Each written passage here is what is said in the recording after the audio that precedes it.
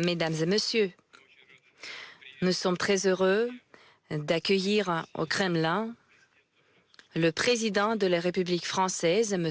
Emmanuel Macron. Je crois que c'est symbolique que notre rencontre se déroule notamment le 7 février. Bon, il va finir plutôt le 8 février, l'heure Moscou, le jour qui tombe sur le 30e anniversaire de l'accord signé entre la Russie et la France. C'est un document fondateur qui a lancé la base pour la coopération de partenariat et du respect mutuel entre nos deux pays. Et pour parler avec M. Macron aujourd'hui, traditionnellement, se sont déroulés dans une ambiance d'affaires, ont été riches en contenu et très fructueux. Nous comprenons très bien que M. le Président est venu en Russie en premier lieu pour aborder les sujets épineux relatifs à la sécurité européenne et globale. Et pour ce faire, nos pays, en tant que membres permanents du Conseil de sécurité de l'ONU, sont particulièrement responsables. De plus, la France maintenant préside au Conseil de l'Union européenne. Lors de nos pourparlers, nous nous sommes échangés de vues sur les propositions à l'égard de l'OTAN et des États-Unis sur les garanties de sécurité juridiquement contraignantes. Ces propositions comportent 3 points clés. Cela concerne la non-expansion de l'OTAN, le non-déploiement des systèmes de combat sur les frontières russes et le retour des potentiels et de l'infrastructure militaire du bloc à son état de l'année 1997 où l'acte fondateur Russie et l'OTAN avait été signé. Ces préoccupations centrales, de notre côté, malheureusement, ont été méconnues dans la réponse reçue de l'OTAN et des États-Unis le 26 janvier. Et nos partenaires occidentaux, en maintes fois, ont évoqué la phrase que chaque État a le droit de décider librement comment assurer sa sécurité et adhérer à toute alliance ou union militaire. Nous ne l'avons jamais contesté, mais ce sont les alliances mêmes qui n'ont pas l'obligation d'accepter tout pays. C'est la politique des portes ouvertes. Nous avons abordé ce sujet aujourd'hui avec le président. La politique des portes ouvertes, à notre avis, est une interprétation très large et probablement c'est une interprétation qui reflète le principe de la sécurité indivisible et égale qui comporte l'engagement de ne pas renforcer sa sécurité au détriment de la sécurité d'autres pays. La référence est très douteuse à la politique des portes ouvertes de l'OTAN. Et je vais vous noter ce que j'ai évoqué récemment lors de notre entretien avec le Premier ministre hongrois Orbán. L'article 10 du traité de 1949 prévoit que les États membres, à l'accord d'autres pays membres de l'OTAN, peuvent inviter d'autres pays qui peuvent apporter leur contribution à la sécurité européenne. Mais bien sûr, cela ne veut pas dire que, comme je l'ai déjà dit, l'Alliance a l'obligation d'accepter qui que ce soit. Je voudrais noter également qu'on cherche à calmer la Russie, que l'OTAN est une organisation purement défensive et pacifique. Les citoyens de tels pays comme l'Irak, la Libye, l'Afghanistan et l'opération à Belgrade, les citoyens de ces pays ont pu voir avec leurs propres yeux est-ce que cela reflète la réalité. Bien sûr, ces opérations sont loin de l'idée d'une organisation pacifique. De plus, Nous ne pouvons pas fermer les yeux à la situation présente. La doctrine militaire de l'OTAN de 2019 directement indique la Russie comme rivale et comme une menace à sa sécurité. En repositionnant son infrastructure militaire à côté de la frontière russe, l'OTAN et les États membres se croient capables de nous faire leçon où et comment nous devons déployer nos forces et nous exiger de ne pas organiser des manœuvres prévues. Et l'avancement de nos forces sur notre territoire apparaît comme une menace de l'invasion russe. On dit que nos voisins, les pays baltes, se sentent menacés, mais nous ne comprenons pas leur raisonnement. En moins, cela est utilisé comme un argument pour construire une politique russophobe. Les pays membres continuent de livrer les armements modernes en masse en Ukraine et ils canalisent de grands fonds pour la modernisation de l'armée ukrainienne et envoient leurs spécialistes militaires ainsi que les instructeurs. Nous l'avons passé en revue avec le président. Comme vous voyez, notre entretien a duré presque 6 heures. De mon côté, bien sûr, j'ai noté à Monsieur le Président le manque de volonté de la part des autorités ukrainiennes de mettre en œuvre les accords de Minsk et les accords dans le format Normandie, y compris ceux venant de Paris et de Berlin. Il me paraît évident qu'aujourd'hui, les autorités de Kiev se sont attelés à démanteler les accords de Minsk. Il n'y a pas de progrès sur ce qui concerne la réforme constitutionnelle, l'amnistie, les élections locales, les aspects légitimes du statut de Donbass. La formule Steinmeier, connue au moins pour les experts, n'est pas encore codifiée dans la législation ukrainienne. Quand nous avons accepté les changements et des compromis. Mais même ces positions présentées par le ministre des Affaires étrangères de l'Allemagne à l'époque ne sont pas respectées. Kiev fit toujours à toute possibilité d'établir la paix et l'intégrité territoriale en menant un dialogue avec Donetsk et Lugansk. J'ai également noté, Monsieur le Président, aux violations systématiques des droits de l'homme en Ukraine, la fermeture des médias, les persécutions des opposés politiques. À l'époque où Poroshenko était le président ukrainien, je lui ai dit que s'il y a des problèmes dans le futur, la Russie est capable de lui donner le refuge politique. Son réaction était plutôt de l'ironie, mais maintenant je voudrais confirmer notre proposition malgré nos différends à ce sujet au règlement au Donbass.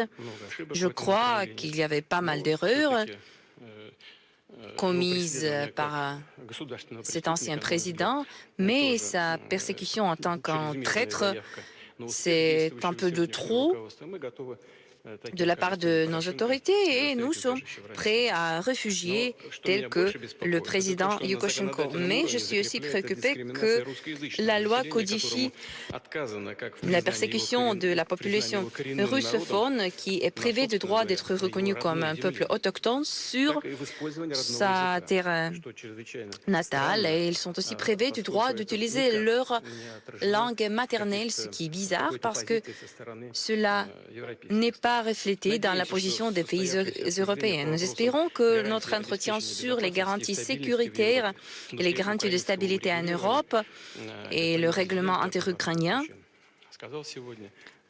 seront prises en compte par le président français, comme il l'a dit, lors de l'entretien avec les autorités ukrainiennes prévues pour demain.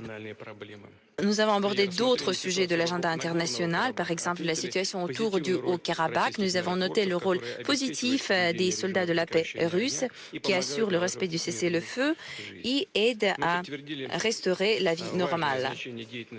Nous avons confirmé le rôle primordial du groupe de Minsk de l'OSCE, y compris dans le règlement des aspects humanitaires, sociaux et économiques. Le président français m'a informé sur les résultats de sa conférence vidéo récente avec le président de du Conseil européen avec le Premier ministre Pachinian et le président Aliyev. Nous avons considéré la situation autour du JCPOA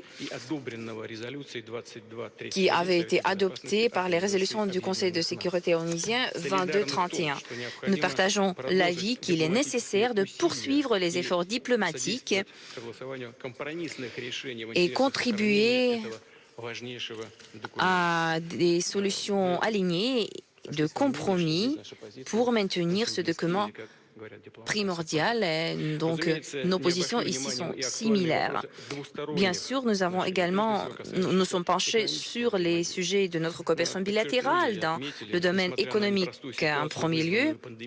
Malgré la situation compliquée causée par la pandémie du Covid, la volatilité des marchés globaux,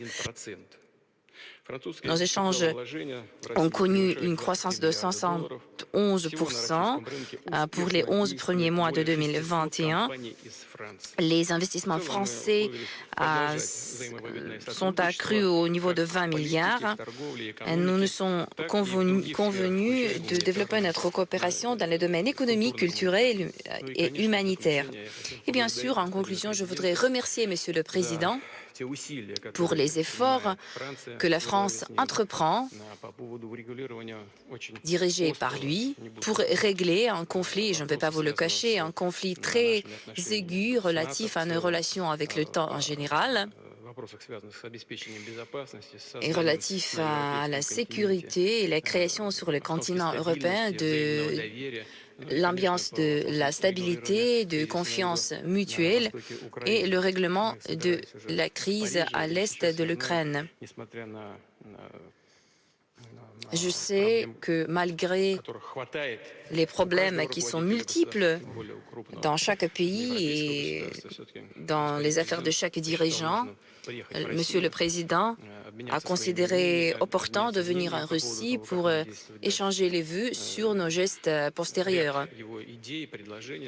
Certaines de ces idées, et je crois préalable d'en parler en détail, à mon avis,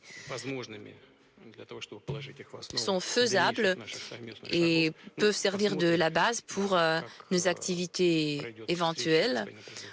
On va suivre les résultats de son entretien avec M. Zelensky et nous sommes convenus d'échanger nos vues après cet entretien. Merci.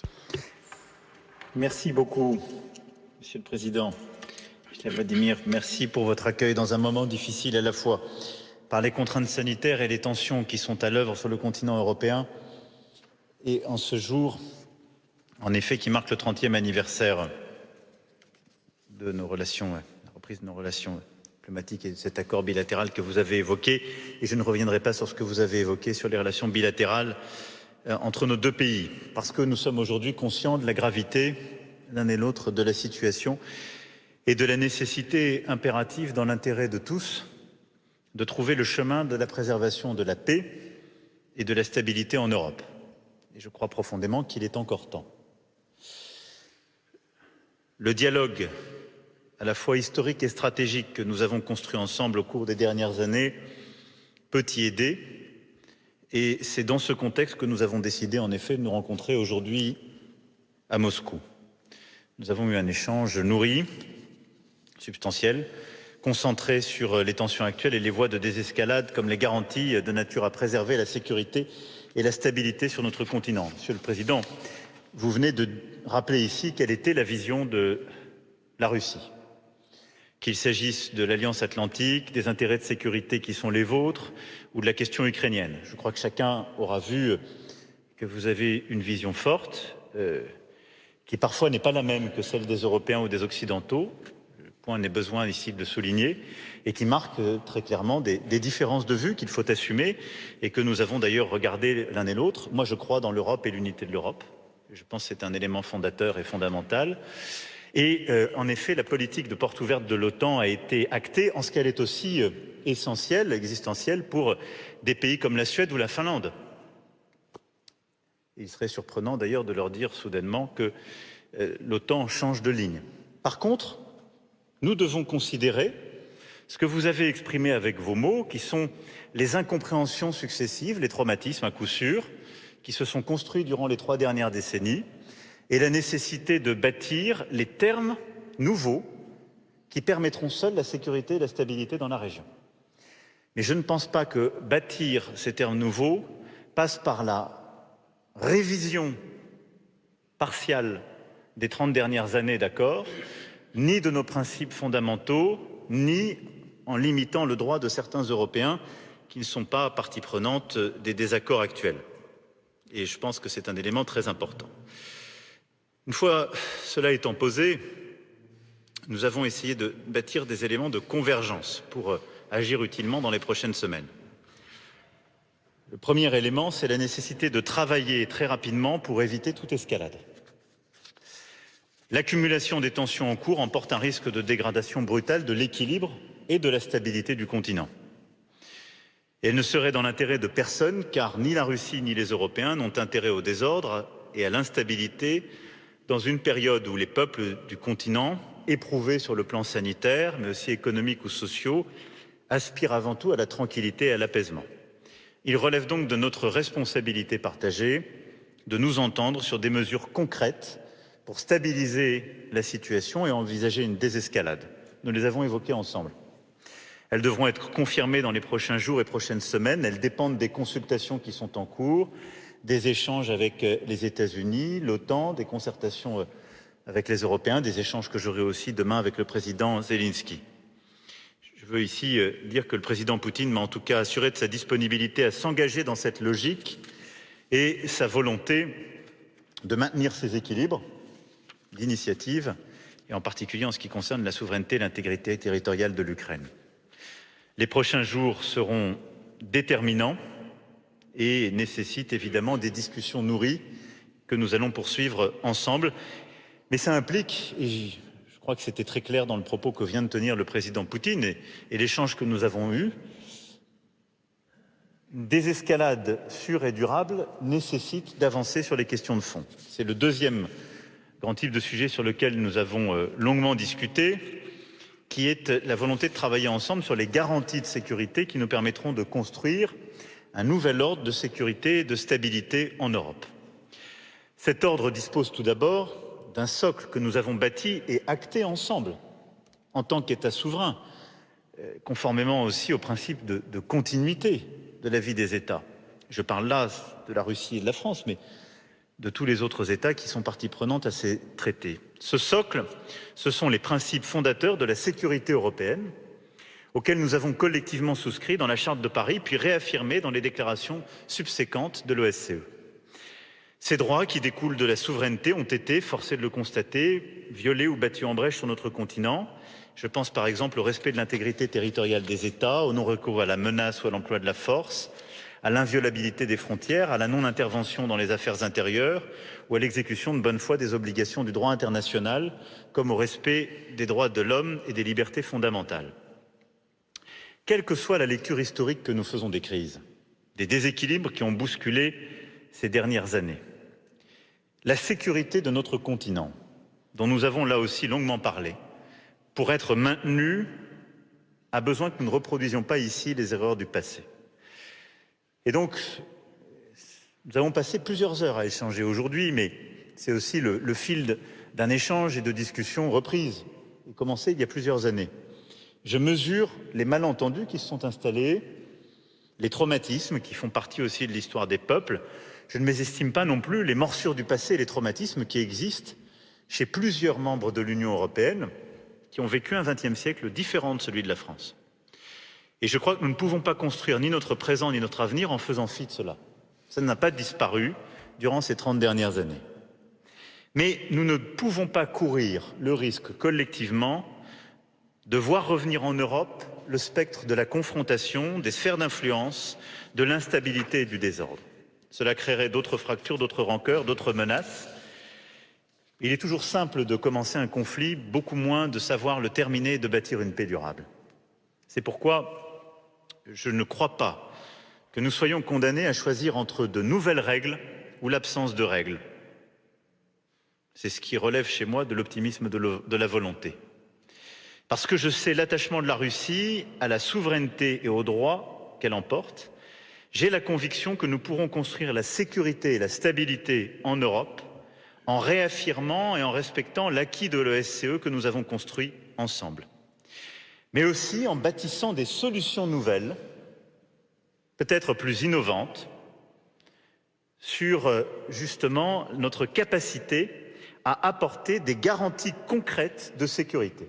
Nous l'avons évoqué de manière très directe, en respectant les intérêts, les éléments de sécurité et de stabilité pour tous nos frères européens, et en respectant les demandes et les garanties qui sont posées par notre voisin et ami russe.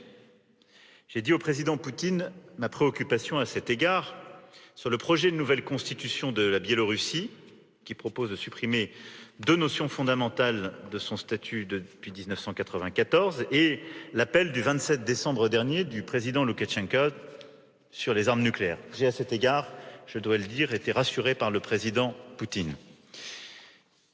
Tout cela est un point de préoccupation car il vient accroître les déstabilisations. Et donc bâtir ensemble, dans le respect de nos fondamentaux, des garanties concrètes de sécurité pour les États membres de l'Union européenne, pour les États de la région, l'Ukraine, la Géorgie, la Biélorussie, et pour la Russie, c'est exactement l'ambition que nous devons poursuivre. Nous avons eu une discussion qui a permis d'enclencher une série de propositions sur lesquelles je crois pouvoir dire qu'il y a des termes de convergence entre la Russie et la France. Vous avez vous-même commencé des discussions avec l'OTAN, les États-Unis d'Amérique. Il nous appartient dans les prochains jours et les prochaines semaines de poursuivre ces discussions concrètes pour bâtir précisément ces nouvelles garanties de paix et de sécurité. À cet égard, les demandes de garantie formulées de longue date par la Russie sur la limitation des déploiements militaires, la transparence des activités militaires conventionnelles en Europe, la transparence sur la défense antimissiles et le régime de contrôle et de limitation post-FNI sur les missiles de courte portée et intermédiaire sont autant de demandes de la Russie qui correspondent exactement aux demandes formulées par les États européens. Je ne doute pas que nous serons en capacité d'apporter une réponse collective, nous tous Européens, mais aussi alliés et Américains. Nous avons très récemment démontré notre capacité à travailler ensemble, en particulier au sein du P5, qui réunit les membres permanents du Conseil de sécurité des Nations Unies. Aussi, je pense, comme d'ailleurs nous l'avions évoqué l'un et l'autre, que ce format serait aussi de nature à nous permettre d'avancer sur ces sujets et de pouvoir, en particulier sur les questions de maintien de la paix et de sécurité, là aussi bâtir des solutions communes. Le troisième sujet sur lequel nous avons acté des éléments de convergence et d'exigence, même si j'ai noté que dans son propos, le président est surtout revenu sur les éléments de préoccupation, est le règlement du conflit russo-ukrainien. Je me rendrai demain à Kiev pour rencontrer le président Zelensky. Et nous sommes évidemment en parfaite coordination sur ce point avec le chancelier Olaf Scholz, avec lequel je me suis étroitement coordonné il y a quelques jours et que je retrouverai demain en fin d'après-midi à Berlin. Nous poursuivons nos efforts au sein du format Normandie en vue de la pleine mise en œuvre des accords de Minsk et d'une résolution durable du conflit dans le Donbass. La dernière réunion des conseillers du format Normandie a permis d'acter le soutien inconditionnel de l'ensemble des parties prenantes au respect du cessez-le-feu, ce qui est une avancée réelle.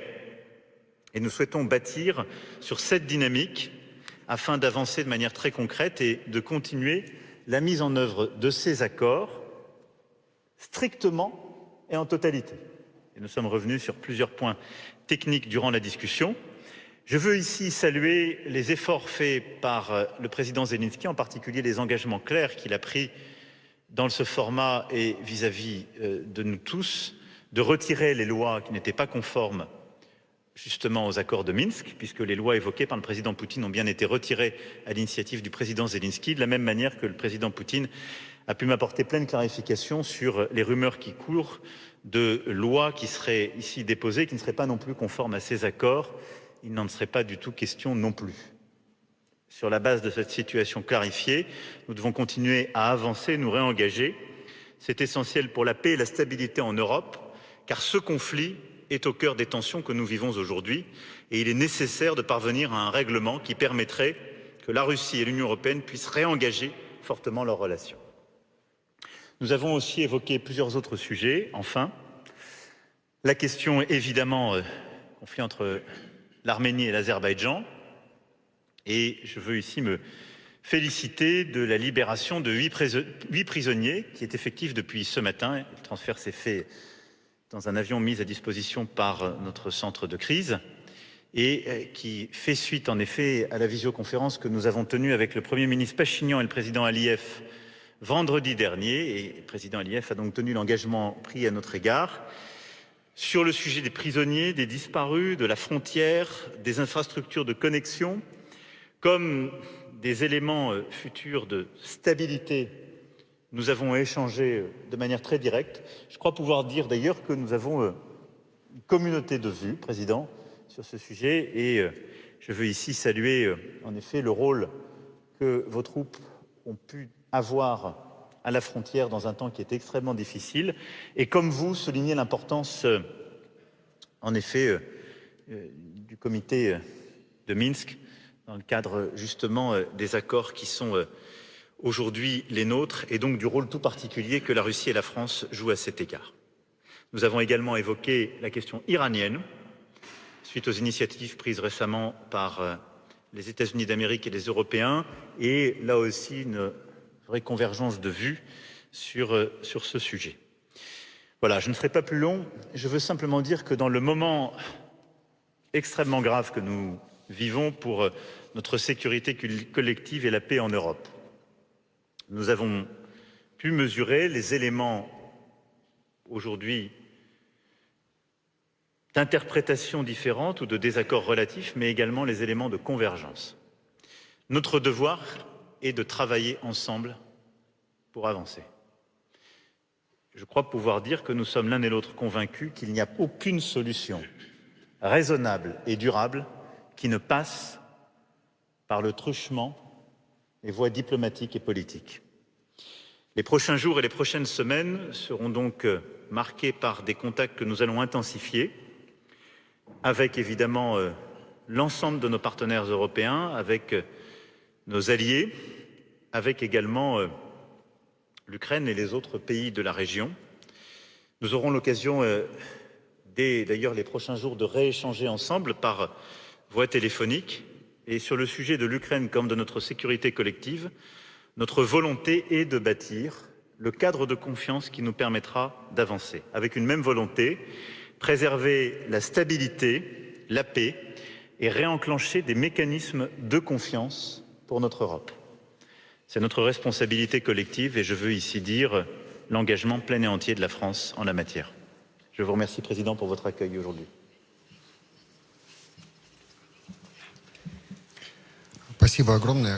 Je vous remercie, chers collègues. Nous commençons la conférence de presse. Les journalistes français et russes peuvent poser des questions. Traditionnellement, les autres sont les premiers à répondre aux questions. Bonsoir, messieurs les présidents. Une question pour chacun d'entre vous. Monsieur le président Macron, vous multipliez depuis bientôt 5 ans les gestes à l'égard de la Russie avec des résultats assez décevants, comme en témoigne la crise qui vous amène ici, mais également la présence au Mali de mercenaires russes qui attisent un sentiment anti-français au point de remettre en cause notre présence là-bas. Votre action, Monsieur le Président, a-t-elle encore un sens, un effet, et si oui, lequel? Une question ensuite pour Monsieur le Président Poutine, une question simple que tout le monde se pose. Monsieur le Président Poutine, comptez-vous envahir l'Ukraine, et si oui, sous quelle forme? Et sur le Mali, pouvez-vous vous assurer, les yeux dans les yeux, face au Président Emmanuel Macron, que votre gouvernement n'a rien à voir avec les mercenaires sur place? Merci pour vos réponses.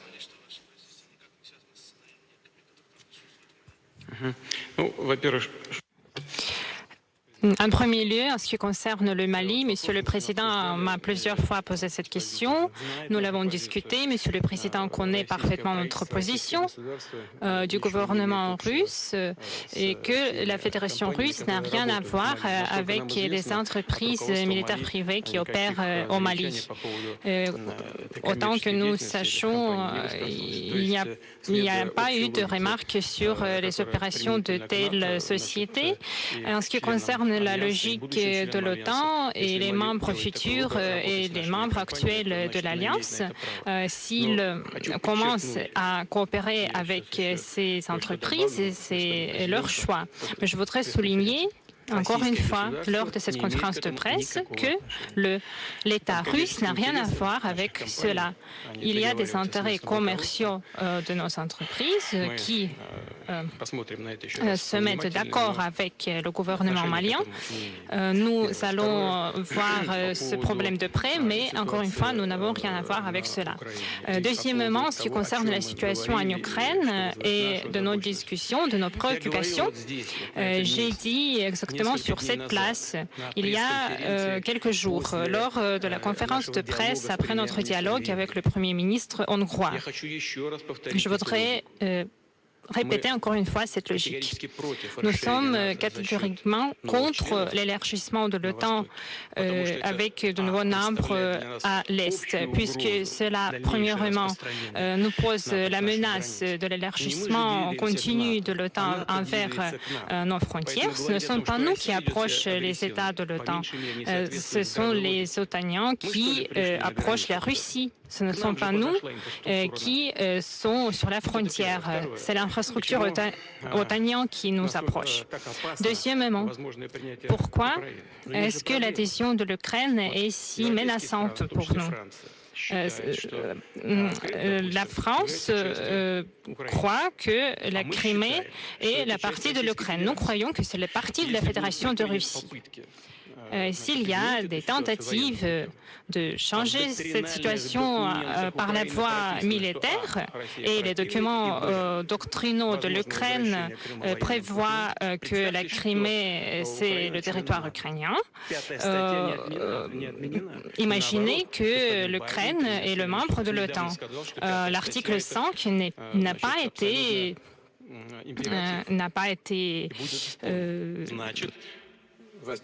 évoqué. Et comme ça, on peut avoir la confrontation militaire entre les États-Unis, entre l'OTAN et la Russie. J'ai posé la question, est-ce que l'OTAN veut mener la guerre contre la Russie? Est-ce que vous voulez que la France ait la guerre avec la Russie? Mais c'est comme ça qu'on peut voir les choses dans le futur. Mais la préoccupation est aussi due aux questions de la sécurité collective. En ce qui concerne le Donbass, les dirigeants ukrainiens disent une fois qu'ils vont respecter les accords de Minsk et ensuite ils les jettent dans le poubelle et disent que ça va détruire l'État ukrainien. Mais donc, est-ce qu'ils vont appliquer les accords de Minsk ou ils ne vont pas le faire? On parle des garanties de sécurité de notre part. Et qui va donner les garanties de sécurité à nous?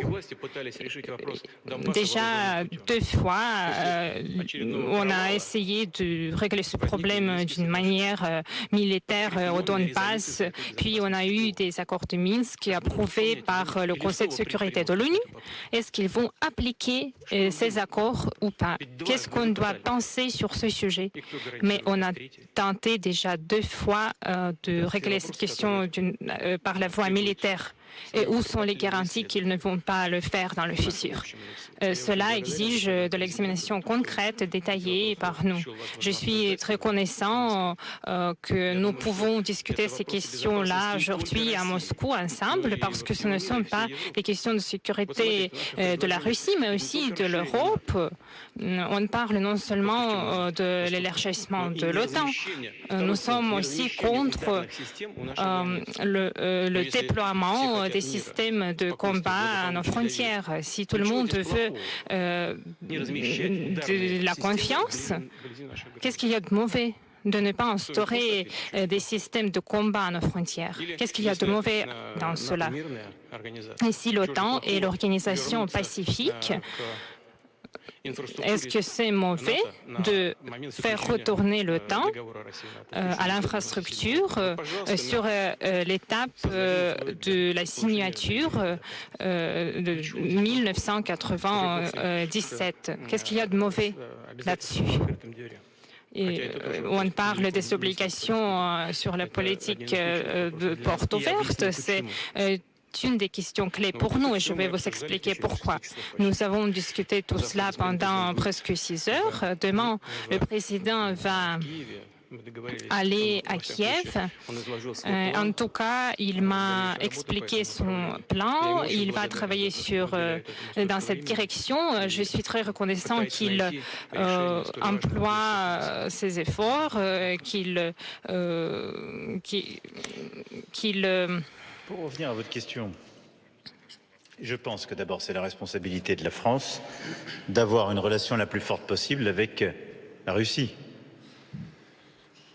Nous sommes 2 grands pays européens et du concert des nations, 2 puissances dotées, membres du Conseil de sécurité des Nations Unies. La relation bilatérale est importante, à la fois pour que la relation se développe et que sur les grands sujets internationaux, on puisse bâtir des solutions communes.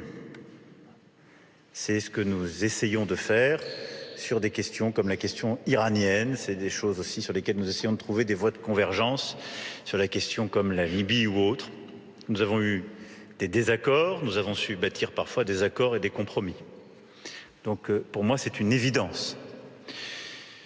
La deuxième chose, c'est que, et je crois que là-dessus nous nous rejoindrons avec le président Poutine, la Russie est européenne. Qui croit à l'Europe doit savoir travailler avec la Russie et trouver les voies et moyens de construire l'avenir dans l'Europe et avec les Européens. Est-ce que c'est chose aisée? Non. Mais est-ce que l'Europe s'est faite sur des initiatives aisées dont les résultats étaient à effet immédiat? Non plus. Donc est-ce que la tâche a une part d'ingratitude? Oui, résolument. Est-ce que pour autant il convient de l'abandonner? Non. Enfin, je pense que la France, parce que c'est sa vocation, parce qu'il se trouve que c'est son rôle durant ce semestre où nous avons la présidence tournante du Conseil de l'Union européenne, est aussi de porter la voix européenne et de savoir prendre en compte les termes d'une discussion complexe avec un grand voisin comme la Russie, qui est déterminant pour notre sécurité collective, mais aussi porter la voix et les contraintes et les exigences de tous les pays européens. C'est ce que je me suis employé à faire ces derniers jours par une concertation étroite et en essayant ici d'être aussi celui qui peut contribuer à chercher cette voie. Et vous savez, j'ai une conviction simple. Si nous ne discutons pas avec la Russie, est-ce que nous accroissons notre capacité collective à bâtir la paix? Non. À qui laissons-nous la place? À d'autres. Donc je pense que nous avons des désaccords, vous les avez constatés et nous les assumons. Il y a des moments où nous n'arrivons pas à faire avancer les choses, c'est ainsi, et c'est le résultat de ces désaccords. Je pense que nous pouvons aussi, à chaque étape, tâcher de bâtir des compromis. En tout cas, je considère que c'est ma responsabilité. Aussi longtemps que ces compromis préservent nos intérêts et ceux de tous nos partenaires et alliés. C'est la tâche qui est la nôtre. Et donc les jours, semaines qui viennent nous mettent devant cette tâche ardue qui va consister à inventer des solutions nouvelles pour porter ces garanties tout en respectant nos principes fondamentaux et cette relation de voisinage. Notre géographie ne changera pas. Donc nous continuerons. Коммерсант, пожалуйста. Commerçante, s'il vous plaît.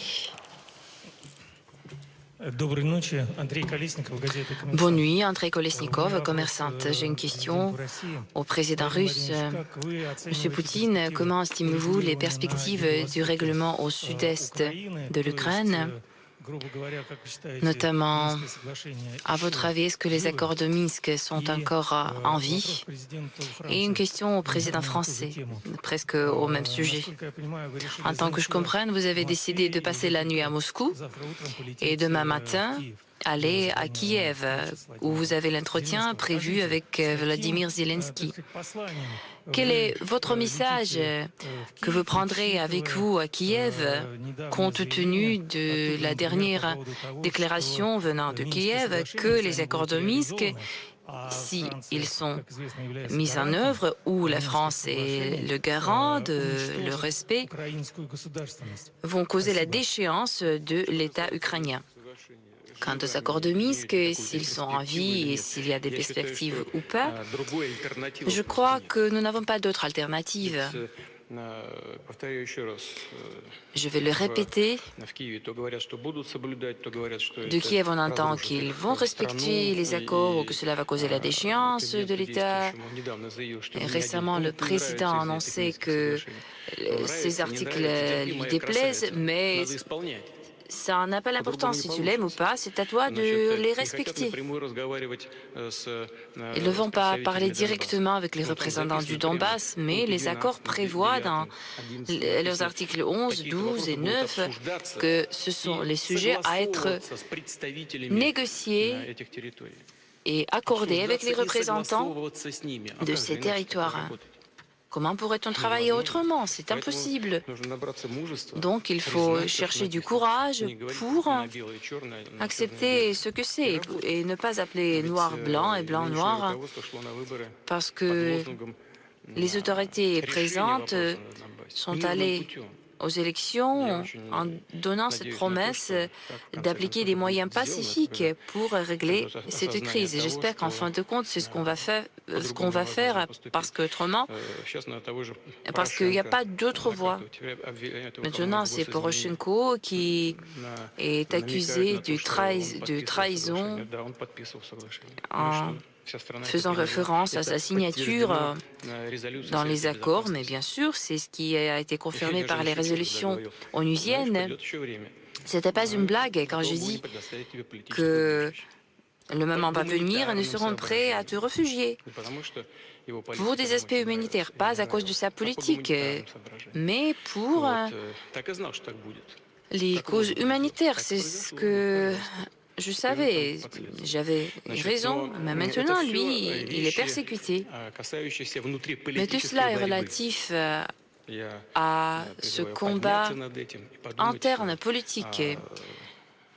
Je vous demande d'aller au-delà de ça et de réfléchir d'une manière stratégique concernant la coopération avec la Russie et de vous pencher sur les conditions égales de la sécurité pour tous les acteurs. Quelques éléments peut-être de réponse, monsieur. La première chose, c'est qu'aujourd'hui, le président Zelensky est le président d'un pays aux frontières desquels il y a 125 000 soldats russes. Donc, oserais-je dire, ça rend nerveux. Et c'est un fait nouveau de ces derniers mois, ça n'était pas tout à fait la réalité au début de l'année 2021. Donc je veux ici saluer, malgré tout, puisque vous avez ici l'esprit de citer une remarque récente, je trouve que dans le concert des commentaires politiques internationaux, le président Zelensky fait partie de celles et ceux qui ont un grand sang-froid, qu'il faut saluer. La deuxième chose, c'est que quand les accords de Minsk ont été signés, il n'y avait pas cette intensité de présence militaire russe aux frontières. C'est aussi pour ça que c'est pour nous un élément de changement profond. Il ne faudrait pas que ça vienne dénaturer les discussions, les brouiller. Ça fait partie des discussions que nous avons eues avec le président Poutine. Et quand je parle de stabilité puis de désescalade, c'est bien de cela dont il s'agit. Qu'il s'agisse de la frontière russe-biélorusse. Ensuite, de manière très claire, la solution à la crise ukrainienne ne peut être que politique et les bases ne sont que les accords de Minsk. Et le bon format, le format Normandie, où je vous le rappelle, il y a autour de la table l'Ukraine, la Russie, la France, l'Allemagne. Ces accords prévoient une série d'initiatives et de progrès, ils sont à conduire dans les prochains jours et les prochaines semaines. C'est sur cette base-là que nos conseillers se sont réunis il y a maintenant une dizaine de jours à Paris pour la première fois depuis de longs mois, un communiqué conjoint et une reprise du processus. Il y a des discussions très sensibles sur les questions de statut, d'élection, de modifications constitutionnelles qui sont en cours et qui connaîtront de nouveaux développements dans les heures et les jours qui viennent. C'est dans ce cadre-là que nous pourrons avancer. J'ai eu à plusieurs reprises le président Zelensky avant de venir, j'ai pu le dire au président Poutine lors de notre échange. C'est bien les accords de Minsk qui seuls peuvent prévaloir au règlement de la crise, du conflit russo-ukrainien à ses avancées, et le format Normandie qui l'accompagne. C'est ainsi que nous entendons avancer, et c'est sur cette base que j'aurai demain des échanges avec le président Zelensky. Une question de Valérie Gaz, Radio France Internationale.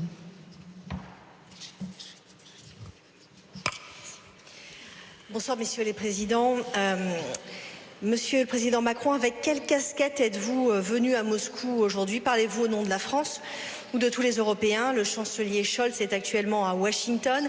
N'aurait-il pas mieux valu venir à deux, comme l'avaient fait François Hollande et Angela Merkel en 2015, pour montrer l'unité de l'Europe? Monsieur le président Poutine, Emmanuel Macron est-il pour vous le seul interlocuteur en Europe? Vous avez dit qu'il était un interlocuteur de qualité, ou le considérez-vous comme un intermédiaire pour faire passer des messages à tous les Européens? Et Monsieur Macron, si vous pouvez aussi nous donner la réponse sur la force Wagner qui a été évoquée tout à l'heure, nous donner votre avis sur l'implication de l'État russe. Merci.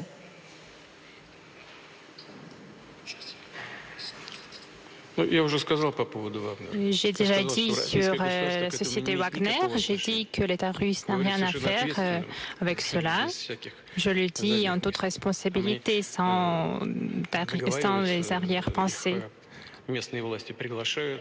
Les autorités locales les invitent à titre national, les remercient pour le travail qui est fait. L'État russe n'a rien à voir avec cela. En ce qui concerne la première partie de votre question,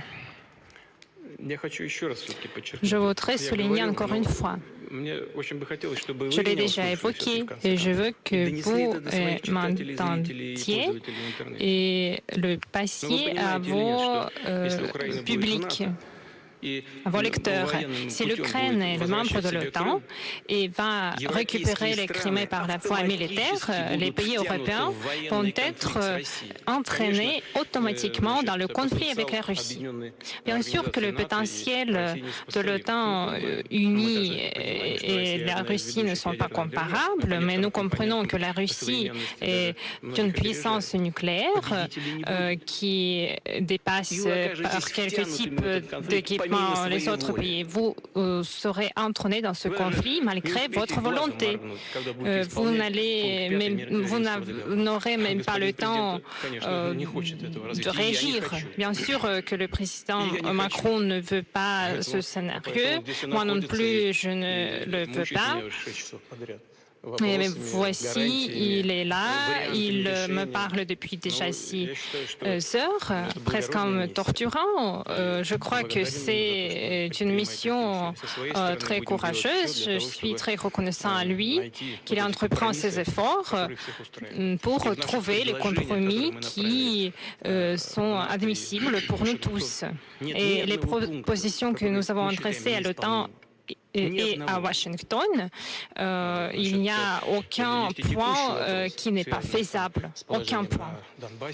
En ce qui concerne la situation au Donbass, Monsieur le Président a dit que la Russie a amassé les groupements militaires, mais l'Ukraine a fait la même chose au Donbass.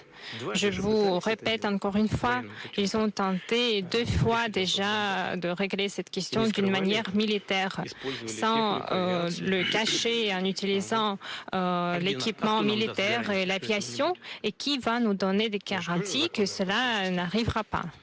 Nous voulons aussi des garanties. C'est une question très complexe. Voilà pourquoi on a parlé pendant tant d'heures.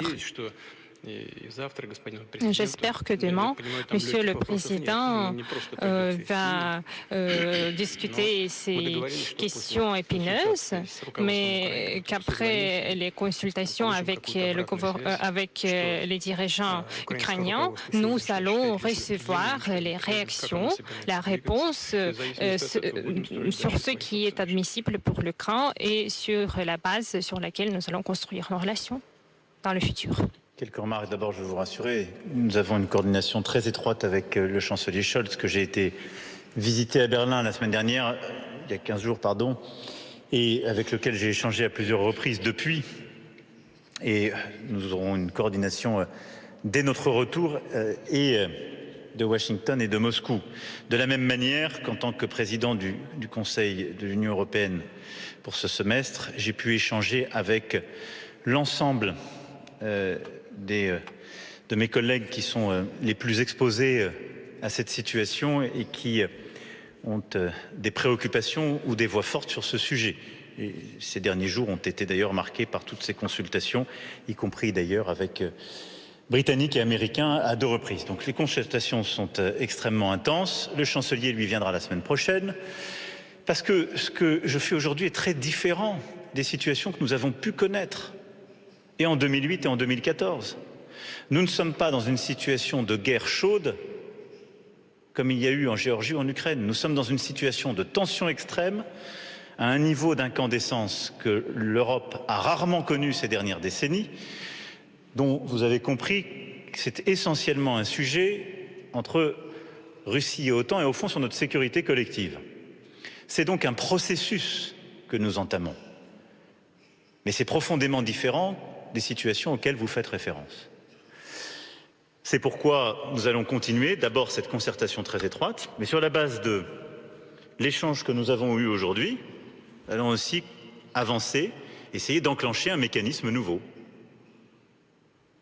La situation nouvelle, réponse forcément différente. Sur Wagner, la réponse du président est claire. La France ne connaît que les États et la lutte contre le terrorisme. Et donc, nous prenons nos décisions au regard de nos relations avec des États souverains, avec un agenda qui est la lutte contre le terrorisme et en étroite coordination avec la région, en l'espèce la CEDEAO et l'Union africaine. C'est ce que nous continuons de concerter, ce sur quoi nous tranchons. РИА Новости, пожалуйста. Bonsoir, Elena Glushakova, RIA Novosti. Si vous permettez, je voudrais revenir au sujet des garanties sécuritaires. Vous l'avez évoqué, mais en général, l'impression est que après la réponse de l'OTAN et des États-Unis, ce sujet est un peu caché et inférieur. Est-ce que vous croyez que c'est un sujet clos et quelles sont les voies du règlement de ce sujet? Monsieur Poutine, c'est une question à vous. Ensuite, qu'est-ce que vous allez faire ensuite, après la réponse? Et je voudrais revenir à vos paroles comme argument sur l'aspect spécifique de l'alliance. On dit que c'est une alliance politique et pas militaire. Et on dit que les décisions de l'OTAN sont prises à la base d'un consensus et du fait que si les membres sont contre l'adhésion de l'Ukraine, cela ne va pas avoir lieu. Donc, quelle est votre opinion vis-à-vis ces déclarations? Quant au caractère militaire ou non de l'organisation, je crois que je l'ai déjà dit, j'ai déjà mentionné les bombardements de Belgrade, les frappes en Syrie, le début de l'opération en Afghanistan. Vous voyez que c'est un caractère purement militaire. Quant au fait où il y a des membres de l'OTAN qui sont contre l'adhésion de l'Ukraine, de la Géorgie à l'Alliance, bien sûr, nous en sommes au courant, nous en avons entendu parler à plusieurs reprises, mais cela amène ma question. Si c'est le cas, pourquoi en 2008 ces pays ont signé l'accord qui ouvre les portes à ces pays-là. Ça fait 30 ans que nous vous persuadons de ne pas faire ça ou de faire ça, mais nos préoccupations sont méconnues, sont négligées. Monsieur le Président, lors de notre rencontre, il ne va pas être vexé si je dis que oui, vous avez pris des engagements, etc. Le document d'Helsinki, ensuite l'accord d'Astana, on ne peut pas créer sa sécurité au détriment d'autrui. Mais c'était vous qui avez violé ce principe. Bon, pas tout à fait. Il y avait des opérations en Crimée quand c'était un pays normal. Mais nous n'avons jamais pensé à la situation qui a suivi. À quoi bon les pays ont soutenu le coup d'État? C'était pas le peuple, la volonté du peuple qui a donné le pouvoir aux autorités présentes. Initialement, c'était le coup d'État et la saisie du pouvoir par la voie de force. Et nous étions forcés de protéger les personnes qui résident sur ce territoire. Nous n'avons pas pu agir autrement. Vous nous avez forcés. En 2014, les représentants de plusieurs pays européens sont venus et ont apposé leur signature sous les événements pacifiques. Et quelques jours plus tard, il y avait ce coup d'État. Ils nous demandent de respecter les engagements, mais ils ne le font pas. Nous n'aimons pas ce jeu, pas du tout. Il faut respecter les termes de jeu. Mais je suis d'accord qu'il faut faire face à la réalité. C'est ce que nous avons fait pendant des heures avec Monsieur le Président et nous sommes attachés à travailler davantage. Quant à nos gestes postérieurs, nous allons préparer notre réponse aux documents reçus de Washington et de Bruxelles. En général, j'ai informé Monsieur le Président sur nos réponses en principe. Oui, il y a des choses à discuter, mais ce sont plutôt des aspects secondaires. Mais en tout cas, nous allons faire de notre mieux pour avoir la réponse à nos préoccupations. Mais nos partenaires nous demandent de ne pas publier leurs réponses. Mais pourquoi? Parce que nous avons envoyé nos propositions directement, publiquement. Pourquoi ils nous demandent de cacher? Je ne vais pas vous dévoiler tous les articles, mais cela concerne la non-expansion de l'OTAN, le non-déploiement des systèmes de combat à notre frontière, le retour de l'OTAN à l'état de 1997. Nous n'avons reçu aucune réponse, aucune réaction à ces éléments. Nous avons l'impression comme si ces questions n'avaient jamais été posées.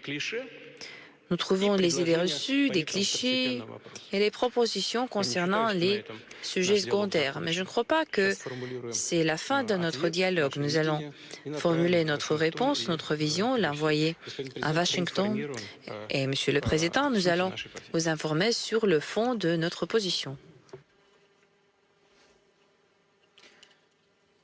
Le propos introductif du Président, comme sa réponse, montre les désaccords qu'il y a, les malentendus et la lecture des dernières décennies qui n'est pas aujourd'hui partagée entre les alliés de l'OTAN et la Russie. C'est un état de fait. Parce que cette charte qu'on évoque depuis tout à l'heure, cette charte de Paris, le texte de l'OSCE, met aussi très clairement noir sur blanc le respect de la souveraineté, de l'intégrité territoriale, des droits de l'homme, des principes qui ont aussi été violés, pas par l'OTAN. Bon. Donc la situation est là. Et il est évident que ni l'OTAN ni les États-Unis d'Amérique ne vont donner droit à toutes les demandes qui ont été faites par la Russie dans un contexte de très forte pression militaire, comme je l'évoquais tout à l'heure, aux frontières de l'Ukraine, et avec chaque jour des nouvelles qui sortent pour dire qu'une attaque va être lancée. J'ai entendu les propos du Président, sa volonté d'avancer sur un règlement politique.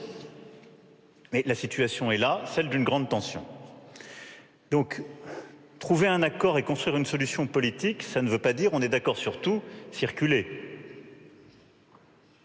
Il y a un processus qui a été entamé. Est-ce que l'échange de lettres est un processus qui permet, sur des sujets aussi complexes, de régler les choses? Je pense qu'il trouvera à un moment donné ses limites. Est-ce que la seule question de l'OTAN permet de régler tout? Je ne crois pas non plus. Elle est essentielle. Et je pense qu'il y a d'autres sujets de fond pour bâtir nos garanties, nos sécurités collectives. Ça a été le fruit de nos discussions d'aujourd'hui. Et donc, ma conviction, c'est ce pourquoi je suis là aujourd'hui, c'est que nous avons besoin d'un réengagement collectif, celui de la Russie, celui des États-Unis d'Amérique dont je me félicite, celui des Européens et de l'ensemble des alliés, pour concrètement d'abord essayer au maximum de lever les malentendus du passé, parce qu'il y en a, de revenir sur nos traumatismes qui ne sont aujourd'hui en train de revenir et de créer au fond des lectures complètement orthogonales de ce qu'est l'Europe des 30 dernières années, mais surtout de bâtir des solutions utiles. Donc moi, la priorité, si je peux être très clair avec vous, c'est la stabilité de la situation sur le plan militaire à court terme, qu'il n'y ait aucune provocation ou escalade. C'est le principal objet de ma visite, ici et demain à Kiev. Sur cette base, c'est que le dialogue qui a été noué avec l'ensemble des parties prenantes, OTAN, États-Unis d'Amérique, Européens, se poursuivent pour bâtir au fond des solutions de court et de moyen terme. Avec quel objectif? La sécurité de tous. Il n'y a pas de sécurité pour les Européens s'il n'y a pas de sécurité pour la Russie. Mais ce que j'entends là, c'est ce que j'ai entendu hier en parlant à mes collègues en Lettonie, en Estonie, en Lituanie, en Pologne ou ailleurs. Ils ont les mêmes craintes. Et ils ont le sentiment aussi que les mêmes accords avaient été violés, qu'on leur avait promis qu'il n'y aurait pas de déploiement, qu'il y a eu des déploiements. Donc, il nous faut des processus de transparence, de désescalade. Il nous faut rebâtir ces solutions concrètes, ensemble. Parce que nous vivons de part et d'autre de frontières communes et partagées. Et donc, les prochaines semaines doivent être consacrées à cela, et en même temps, aussi à notre capacité à bâtir cette sécurité en respectant pleinement la souveraineté et l'indépendance de plusieurs États qui ne sont pas membres de l'Union européenne ou de l'OTAN, mais qui sont pour autant dans la région. Je pense à la Biélorussie, je pense à l'Ukraine évidemment, je pense à la Géorgie, je pense à la Moldavie, qui sont des États dont l'indépendance, la souveraineté doit être aussi pleinement respectée, car celle-ci participe de notre sécurité collective. Et donc il faut bâtir les termes de celle-ci. Sur l'Ukraine, on en connaît le cadre. Ce sont les accords de Minsk et le processus de Normandie. Mais sur tout le reste, il faut avoir un débat extrêmement franc et transparent. Stabilité, création des conditions de confiance pour aller vers une désescalade, ce qui suppose de construire les termes nouveaux sur la base de nos valeurs et de ce que nous avons acté il y a 30 ans, mais en regardant aujourd'hui nos désaccords et la situation, mais bâtir des solutions nouvelles tous ensemble pour cette sécurité, cette stabilité collective. Nous avons esquissé quelques pistes dans notre tête-à-tête avec le président Poutine. Je vais m'employer, essayer de tirer celle-ci. Je sais que lui aussi s'emploiera à travers les réponses qu'il fera à l'OTAN, aux États-Unis d'Amérique, à poursuivre ses propres solutions. Mais par l'intensification de ces dialogues, le fait que nous nous reparlerons dans quelques jours, que nous apprécierons d'ailleurs des nouvelles initiatives à prendre, ensemble, et avec toutes les parties prenantes considérées, je suis sûr que nous arriverons à un résultat. Il n'est pas aisé, mais j'en suis sûr.